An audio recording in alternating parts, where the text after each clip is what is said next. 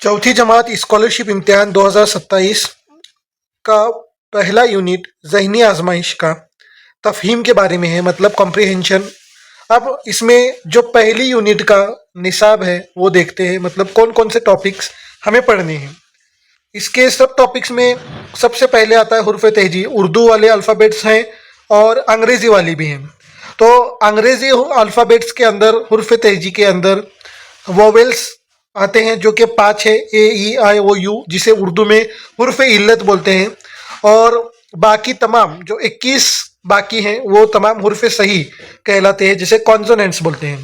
ठीक है। इसके बाद इसम पहचानों के ऊपर सवाल आते हैं। ज़मीर पहचानिए। मुतरादिफ अल्फाज, मतलब एक जैसे मानी रखने वाले अल्फाज अंग्रेजी में भी होते हैं, उर्दू में भी आते हैं। और मुज्जाद अल्फाज, मतलब जिद, जैसे दीन और रात है, उस तरह से। इस यूनिट में आमतौर पर 3 तरह के सवाल आते हैं, ज़्यादातर 3 तरह के आते हैं। हिदायत पर अमल, मतलब क्या, कोई सवाल दिया जाएगा, बोला जाएगा इसमें कितने हुर्फ हैं, इस जुमले में 4 हुर्फ वाले लफ्ज़ कितने हैं, वो पहचानो। फिर दूसरा यूनिट पर आयदात पर मुबनी आते हैं। देखो, मतलब आयदात की लाइन दी जाती है, उसमें से आपको जमा नफ़ी का अमल करके अगला नंबर कौन सा आएगा वो पहचानना होता है, या दरमियान में कौन सा नंबर आ रहा है वो पहचानना होता है। इस तरह से होते हैं। फिर तीसरा जो इसमें मेन यूनिट है वो है हुर्फ तहजी का सिलसिला, मतलब अल्फ़ाबेटिकल सीरीज। इंग्लिश के भी होते हैं और उर्दू के भी होते हैं इसमें। ठीक है। तो उसमें अल्फ़ाबेटिकल सीरीज में क्या होता है, हुर्फ दिए जाते हैं, मतलब दाएं तरफ से 5वां हुर्फ कौन सा है, बाएं तरफ से 10वां हुर्फ कौन सा है। तो इस तरह से तुम्हें पूछा जाता है। तो ये 3 तरह के मेन सवाल इसमें आते हैं। और इस यूनिट का जो पेपर में ऑलराउंड फीसदी हिस्सा है वो है 8%। जल्दी हल करने के तरीके और ट्रिक्स देखते हैं जो इस यूनिट से रिलेटेड हैं। पहले है हुर्फ तहजी की तरतीब। अल्फाज को तरतीब देते वक्त पहले पहला हुर्फ मवाजना करें। अगर पहला हुर्फ एक जैसा हो तो दूसरा हुर्फ देखें, फिर तीसरा देखें। अगर एक लफ्ज़ दूसरे का हिस्सा हो, जैसे पेन PEN और पेंसिल PENCIL, तो छोटा लफ्ज़ पहले आता है। मतलब क्या हो रहा है यहाँ पर, पेन में और पेंसिल में PEN जो है वो कॉमन है। अल्फ़ाबेटिकल ऑर्डर में पहले पेन को लिखना है, फिर पेंसिल को लिखना है, इस तरह से। अब दूसरा देखिए, हुर्फ इल्लत याद रखें, मतलब 5 हुर्फ इल्लत है जिनको वॉवेल्स बोलते हैं, AEIOU। इनके अलावा बाकी तमाम जो है वो कॉन्सोनेंट्स हैं, जो टोटल 21 हैं। तो सवाल में ध्यान से पढ़ना है कि वॉवेल्स पूछे गए हैं या कॉन्सोनेंट्स। अब तीसरा पॉइंट है इंपॉर्टेंट, वक्त की बचत करना। मतलब अगर सवाल में सिर्फ दूसरा या तीसरा लफ्ज़ पूछा गया हो तो मुकम्मल तरतीब लगाने के बजाय सिर्फ वहीं तक हल करना है। अब चौथा पॉइंट है, इम्तिहान शुरू होती है हमें क्या करना है, A से Z तक अल्फ़ाबेट्स लिख कर लेने हैं और उसके बाद उसके नीचे नंबर्स लिखना है 1 से लेकर 26 तक। पांचवा जो काम है वो है एलिमिनेशन का तरीका। जो ऑप्शन वाज़ेह तौर पर गलत नजर आए इसे फौरन काट दे। इस तरह से सही जवाब तलाश करना आसान हो जाता है। अब नंबर 6 क्या है, सिमत का ख्याल रखें। ये बहुत ही इंपॉर्टेंट पॉइंट है। बाएं तरफ बोला गया है तो तुम्हारे दावे हाथ की जानिब से देखना है, और दाएं तरफ बोला गया है तो सीधे हाथ की जानिब से देखना है। तो इसमें फर्क होता है और बच्चे यहाँ पर कंफ्यूज होते हैं। तो बराबर से दाएं और बाएं कौन सी तरफ है वो बराबर ध्यान में रखनी है। अब 7वां पॉइंट है, हर सवाल को 2 बार पढ़ें। हल करने से पहले ये यकीनी बनाएं कि सवाल में असल क्या पूछा जा रहा है, और जो चीज़ पूछी गई है पेंसिल से उसे अंडरलाइन करें पहले। मतलब 4 हुर्फी लफ्ज़ तलाश करो और इसको नंबर 1 करना है अंडरलाइन करके, फिर कितने हैं उसको नंबर 2 करो अंडरलाइन करके। इसे पता चलेगा सवाल में कि सवाल में पूछा क्या गया। हमारा पहला सवाल है आज का ज़हनी आजमाइश का, बैट, बैग और बॉल, इन 3 हुर्फों को हुर्फ तहजी की तरतीब में लिखा जाए तो तीसरा लफ्ज़ कौन सा होगा ये पहचानना है। अब पहला काम होता है हमारा हुर्फ तहजी की तरतीब में लगाना, और दूसरा काम है तीसरा लफ्ज़ हमें पहचानना है। अब बैट, बैग और बॉल, इन लफ्ज़ों को मुआयना करें तो BA सब में कॉमन है। तो क्या करेंगे, तीसरा लफ्ज़ जो है वो देखेंगे। तो पहला लफ्ज़ देखिए अल्फ़ाबेटिकल ऑर्डर के मुताबिक बैग आएगा। फिर दूसरा लफ्ज़ जो है वो बॉल होगा क्योंकि इसमें L पहले आता है T से, और तीसरा लफ्ज़ जो है जाहिर सी बात है बैट होगा। अब यहाँ पर देखिए ऑप्शन में तीसरा लफ्ज़ ढूंढना था तो वो बैट है। ठीक है, तो जी ऑप्शन सही है। दूसरा सवाल अब हम देखते हैं, पेन, पेंसिल और पेंगुइन में हुर्फ तहजी की तरतीब के मुताबिक पहला लफ्ज़ कौन सा होगा वो पहचानना है। तो दो काम करने हैं यहाँ पर हमें। अब देखो इन तीनों में PEN ये तीनों जो लेटर्स हैं वो कॉमन हमें नज़र आ रहे हैं, ठीक है। तो रूल के मुताबिक जो सबसे छोटा लफ्ज़ होता है वही जवाब होता है, जो कि पेन है। हमें जवाब तो मिल गया है, लेकिन पेंसिल और पेंगुइन में देखो C और G है, तो ये भी मैं करके बताता हूँ आपको कैसे अल्फ़ाबेटिकली ऑर्डर के मुताबिक लगाना है। तो पेंसिल में C होने की वजह से पहले C आता है G के, तो इसलिए पेंसिल पहले आएगा, उसके बाद पेंगुइन आएगा आखिरी लफ्ज़। जवाब तो हमें मिल चुका है कि पेन है, ठीक है, लेकिन फिर भी आपको अल्फ़ाबेटिकल ऑर्डर के मुताबिक लगाना मैंने बता दिया।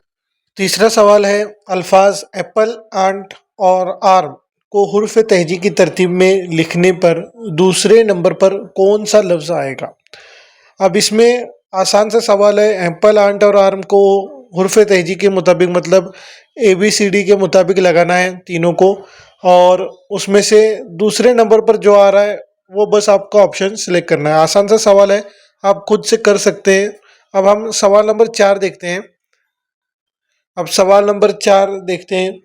इसमें चेयर, चेन और चार्ट ये 3 लफ्ज़ दिए गए हैं, इन्हें भी हुर्फ तहजी के मुताबिक लगाना है। ये भी सवाल नंबर 1 की तरह ही है। इसमें फ़र्क क्या है कि इसमें कुछ लेटर्स ऐसे हैं जो 4 मरतबा आए हैं और कॉमन है। देखिए चेयर और चेन, हमारा जवाब तो चार्ट है, हमें मिल गया है, लेकिन हम चेयर और चेन में देखेंगे कि पहला कौन आता है। चेन इस लफ्ज़ में आखिरी लेटर यन है जो कि आर के पहले आता है, इसलिए इन दोनों में चेन जो है वो पहले आएगा, फिर उसके बाद चेयर आएगा। हमारा आखिरी लफ्ज़ तो चार्ट है क्योंकि वो आई के बाद आता है, इसलिए देखने की भी ज़रूरत नहीं पड़ी थी, ठीक है, लेकिन यहाँ पर आपको हुर्फ तेजी मैंने बता दी। अब नेक्स्ट देखते हैं। अब देखिए सवाल नंबर 5 है, डॉग, डोर और डियर को तरतीब देने पर तीसरे नंबर पर कौन सा लफ्ज़ आएगा। उर्फ तहजी के मुताबिक अल्फाज देकर हम बता सकते हैं। यहाँ पर पहले जो आएगा वो डियर आएगा, क्योंकि डियर में जो ई है वो डॉग और डोर में ओ से पहले आता है। अब डी जो लेटर है वो सब में कॉमन है, इसलिए हमने पहले नंबर पर डियर रखा है। अब डॉग और डोर में जी और ओ है, तो देखिए अब डॉग में जो जी है वो ओ के पहले आता है, इसलिए हम क्या करेंगे, 2 नंबर पर डॉग को रखेंगे और 3 नंबर पर डोर रखेंगे। अब हमें सवाल में पूछा गया था कि तीसरे नंबर पर कौन सा लफ्ज़ आएगा, तो तीसरे नंबर पर जो है वो डोर आएगा, तो हमारा सही जवाब डोर है, ऑप्शन जी। अब सवाल नंबर 6 की तरफ आते हैं। अल्फाज किंग, काइट और नाइफ को तरतीब दें, दरमियान में कौन सा लफ्ज़ होगा ये पहचानना। अब दरमियान वाला लफ्ज़ पहचानना है अल्फ़ाबेटिकली ऑर्डर के मुताबिक इन तीनों को लगाकर। तो देखते हैं हम दूसरे नंबर पर जो है वो दरमियान वाला लफ्ज़ होगा, तो दूसरे नंबर वाला हमें पहचानना है। किंग और काइट इन दोनों में के आई कॉमन है और नाइफ में के के बाद यन आ रहा है, तो नाइफ आखिरी होगा, इसको बाद में देखते हैं। के आई के बाद यन और टी इन दोनों में पहले कौन आता है अल्फ़ाबेट के मुताबिक वो देखेंगे, क्योंकि वही हमारा क्या होगा, पहला लफ्ज़ होगा। अब किंग जो है वो हमारा पहला लफ्ज़ होगा, क्योंकि के आई के बाद यन जो है वो टी के पहले आता है, इसलिए काइट जो है वो दूसरा लफ्ज़ होगा और तीसरा लफ्ज़ जो है वो नाइफ होगा। अब सवाल नंबर 7 देखते हैं हम। स्कूल, सीन और स्कॉलर ये 3 लफ्ज़ दिए गए, इनमें हुर्फ तहजी की तरतीब के मुताबिक पहला लफ्ज़ कौन सा होगा ये पहचानना है। अब यहाँ पर सवाल में देखिए स्कूल में SCH है, फिर उसके बाद जो सीन है उसमें एच की बजाय ई है, और फिर स्कॉलर में SCH है। तो सीन और स्कूल या स्कॉलर में SC के बाद ई जो है वो आ रहा है, इसलिए सीन हमारा जवाब होगा, क्योंकि सीन ये पहला लफ्ज़ होगा जो अल्फ़ाबेटिकली ऑर्डर के मुताबिक आएगा, क्योंकि हमें अल्फ़ाबेटिकल ऑर्डर के मुताबिक पहला लफ्ज़ ढूंढना था। स्कूल और स्कॉलर में देखिए SC के बाद एच है, लेकिन सीन में SC के बाद ई है। ई जो है वो एच से पहले आता है हुर्फ तेजी में, इसलिए जो हमारा सही जवाब होगा वो सीन होगा। सवाल नंबर 8 की तरफ देखते हैं। फास्ट, फीस्ट और फर्स्ट ये 3 लफ्ज़ दिए गए हैं हमें, तो इन अल्फाज को तरतीब देना है और दूसरा लफ्ज़ कौन सा होगा वो पहचानना है हमें। तो अब अल्फ़ाबेटिकल ऑर्डर से लगाते हैं, बहुत ही आसान है। पहले तो फास्ट ही आएगा क्योंकि यफ कॉमन है सब में, और यफ के बाद पहला जो ए है वो आ रहा है। अब दूसरा लेटर पहचाना है, तो दोनों में भी यफ आई ये कॉमन आ रहा है, तो आप क्या करेंगे, यस और आर में कौन सा पहले आता है वही हमारा जवाब होगा। तो यहाँ पर फर्स्ट जो है वो दूसरे नंबर पर आएगा, मतलब फीस्ट से पहले आएगा, इसलिए फर्स्ट जवाब होगा। अब हम कुछ नए तरह के सवाल देखते हैं जो इनसे मुख्तलिफ हैं। अहमदनगर में कुल कितने हुर्फ इल्लत हैं? अब हुर्फ इल्लत पहले बता चुका हूँ मैं, वॉवेल्स जिन्हें कहते हैं अंग्रेज़ी हुर्फ तहजी में हुर्फ इल्लत होते हैं। अब इनमें से अहमदनगर में कुल कितने हुर्फ इल्लत हैं ये हमें पहचानना है। यहाँ पर आपको कहाँ दिखाई दे रहे हैं, तो इसको करने का तरीका देखो, जो भी आपको हुर्फ इल्लत दिखे उसे कट कर दो इस तरह से। पेंसिल रखना है एग्जाम में। देखो यहाँ पर हमें 4 मरतबा ए दिख रहा है, 4 मरतबा ए आ रहा है, तो हुर्फ इल्लत यहाँ पर अहमदनगर में 4 मरतबा ए आया है, तो इसलिए हम एग्ज़ाम में भी क्या करेंगे, इसी तरह से कट करेंगे। तो ऑप्शन नंबर बी जो है वो करेक्ट है, 4।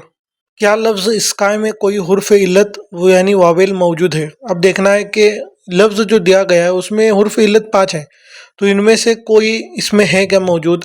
तो हमारे हुर्फ इल्लत हमें पता है, तो इसमें से नहीं है, मतलब ए ई आई ओ यू, तो इसमें नहीं है, इसलिए जवाब हमारा जीम होगा। देखने के साथ आप पहचान सकते हो। अगले सवाल में देखिए, एजुकेशन में हुर्फ इल्लत पहचानना है, तो आपको बताया हूँ मैंने, जो भी हुर्फ इल्लत देखी पेंसिल से आपने इस तरह से कट करना है, तो गिनने में आसानी होती है। एग्जाम में यही तरीका अपनाना है। तो कितने हैं गिनो, तो जवाब हमारा आ गया, देखो 5 हुर्फ इल्लत है इसमें। तो हुर्फ इल्लत आपको पता है ए ई आई ओ यू, ये 5 हुर्फ इल्लत है। अब अगला क्वेश्चन देखते हैं हम। सवाल नंबर 17, लफ्ज़ अम्ब्रेला का पहला हुर्फ क्या है ये पहचानना है। अब अम्ब्रेला के अंदर आप देखकर पहचान सकते हो, पहला हुर्फ कौन सा ये पहचानना है आपको। हुर्फ सही है, खामोश हुर्फ है, या हुर्फ इल्लत है, या इनमें से कोई नहीं। तो देखने के साथ आप पहचान सकते हो, यू जो है वो वॉवेल्स में आता है, तो इसलिए ये हुर्फ इल्लत होगा। सवाल नंबर 18 में, कंप्यूटर में कितने हुर्फ सही पहचानना है हमें, तो मैं यहाँ पर क्या करूँगा, हुर्फ इल्लत को कट कर दूंगा यहाँ पर, क्योंकि हमें हुर्फ सही गिनना है। तो हुर्फ सही इसमें 5 हैं, मतलब ए ई आई ओ यू, इन पाँचों को छोड़कर बाकी जितने भी 21 हैं ये सब हुर्फ सही हैं। सवाल नंबर 19, लफ्ज़ बाइसिकल में कितने हुर्फ इल्लत हैं? अभी वॉवेल्स ढूंढना है, ठीक है। तो सवाल में हमेशा ध्यान में रखो कि क्या ढूंढना है, हुर्फ इल्लत ढूंढना है या हुर्फ सही। बाइसिकल में 2 हुर्फ इल्लत हमें मिल चुके हैं, इसलिए आलिफ जवाब होगा। अब नेक्स्ट क्वेश्चन देखते हैं। देखो, लफ्ज़ रिदम, इस लफ्ज़ में कितने हुर्फ सही है ये पहचानना है। अब गिनना है हमें कितने हुर्फ सही हैं, टोटल 6 हैं। देखो, अब वॉवेल्स के अलावा जो बाकी के हुर्फ होते हैं वो हुर्फ सही होते हैं। हमारी इसी सीरीज के कुछ खास सवालात अब मैं आपको होमवर्क के तौर पर दे रहा हूँ। पहले सवाल में आपको दिए गए जुमले में 6 हुर्फ वाले कितने अल्फाज हैं ये ढूंढना है। मैं यहाँ पर आपको सवाल समझा कर देता हूँ, आपने खुद से होमवर्क घर में कंप्लीट करना है। जो इम्पोर्टेंट है वही सवालात मैं आपको दे रहा हूँ होमवर्क के तौर पर। अब सवाल 24 देखो, ये लफ्ज़ ऑनलाइन से 2 हुर्फ वाले कितने बामानी अल्फाज बन सकते हैं। तो ऑनलाइन से मतलब देने वाले सिर्फ 2 हुर्फ लेकर आपने लफ्ज़ बनाने, कितने बनते हैं वो जवाब होगा आपका। तो यहाँ पर ऑप्शंस देखिए। पहला सवाल देखिए, क्या लफ्ज़ टीचर से ही और एट जैसे अल्फाज बन सकते हैं? तो आलिफ बे जीम दाल दोनों में देखिए ऑप्शंस, और सही जवाब आपने बताना है। सवाल नंबर 26 में आपको हुरूफ दिए गए हैं, एक जंजीर दी गई है जिसमें मुख्तलिफ हुरूफ आगे पीछे दिए हुए हैं। इनमें से यम के बराबर में कितनी मरतबा आया ये पहचाना है, मतलब यम और के कितनी मरतबा साथ में आए हैं, चाहे वो दाएं तरफ हो बाएं तरफ हो, ये आपने पहचानना है। आखिरी सवाल, लफ्ज़ स्टैंड से बनने वाला 2 हुरूफ का एक बामानी लफ्ज़ कौन सा है? अब इनमें से ऑप्शन में से ही देख लो, जवाब आसानी से मिल जाएगा।